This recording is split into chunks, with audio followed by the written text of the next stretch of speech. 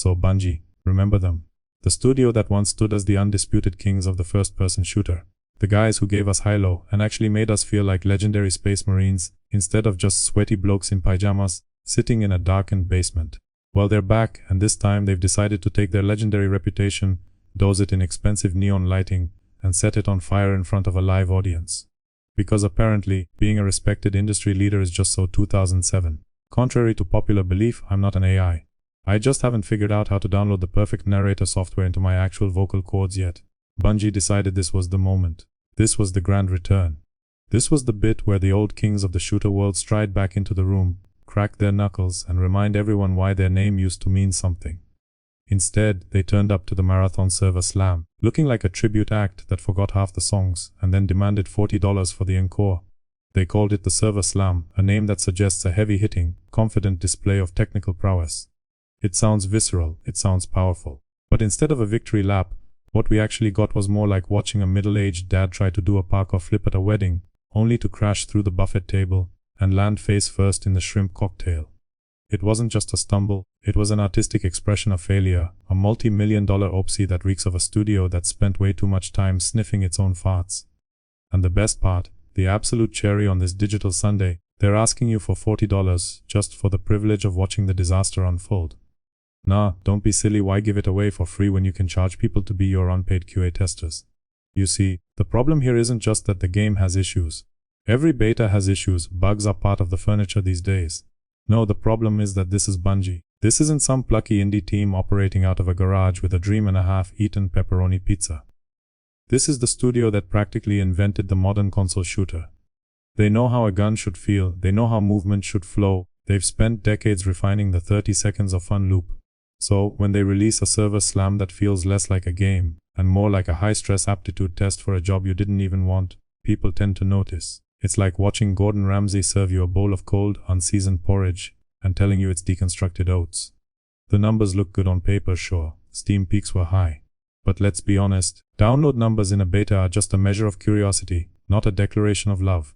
People showed up because the trailer looked shiny, and the name Marathon carries the weight of 1,000 nostalgic memories. They came for the legacy, they stayed for about 20 minutes, before realizing they were being hazed by their own software.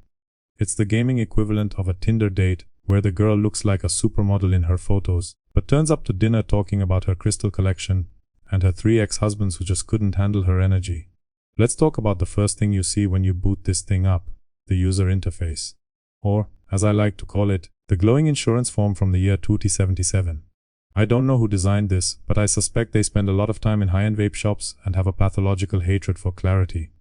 It's a nightmare of tiny icons, weirdly nested layers, and visual noise stacked on top of more visual noise. It's like the game is trying to hide its features from you. You're not getting introduced to a world, you're being forced to navigate a touchscreen cash register at a trendy nightclub, where the music is too loud, the lights are blinding, and the bartender thinks he's better than you because he wears a waistcoat without a shirt. First impressions matter. If your opening minutes involve the player squinting at the screen, trying to figure out if they're looking at a weapon upgrade, or a digital receipt for a colonoscopy, you've already lost the battle.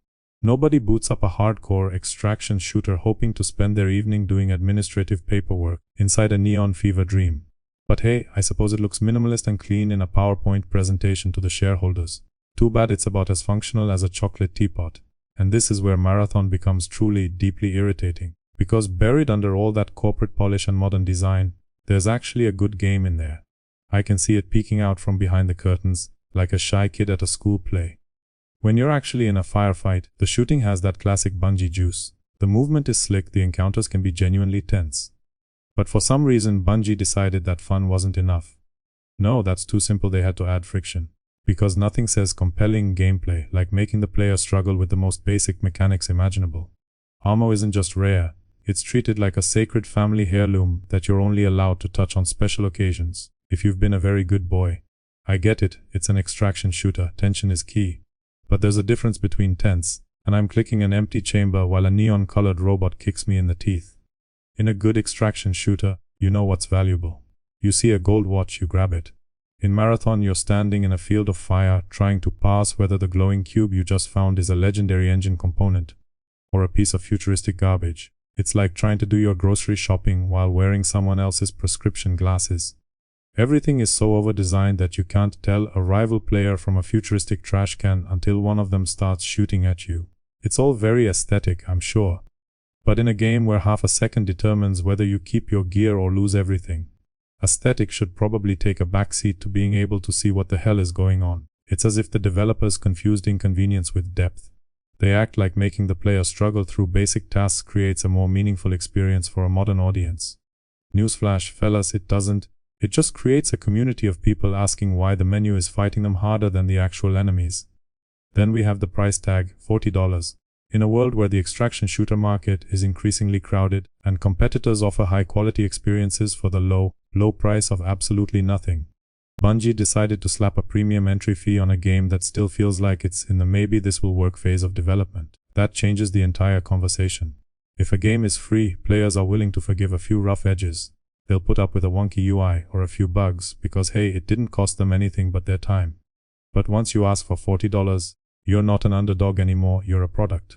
And you're a product that looks like it still has the drywall dust on the floor from the renovation. It's bold, I'll give them that. It's the kind of confidence usually reserved for cult leaders and people who wear sunglasses indoors. And speaking of rough edges, we have to talk about the mouse bug. During a major PC test for a high-profile shooter, the kind of test meant to build hype and prove the game is ready for prime time, the mouse cursor reportedly froze or refused to work in the Menace for a significant number of players. Let that sink in. A studio with Bungie's pedigree, with their hundreds of employees and decades of experience, released a PC version of their game where you couldn't use the primary input device for a PC to navigate the menus. That's not a technical hiccup, that's a self-inflicted wound with 4K subtitles. It's the kind of mistake that makes people wonder if anyone at the studio actually plays on a computer, or if they're all just hovering over iPads in a Zen garden, sipping kale smoothies, and talking about emergent narrative structures. Yes, they patched it. Well done, have a gold star. But the damage is done.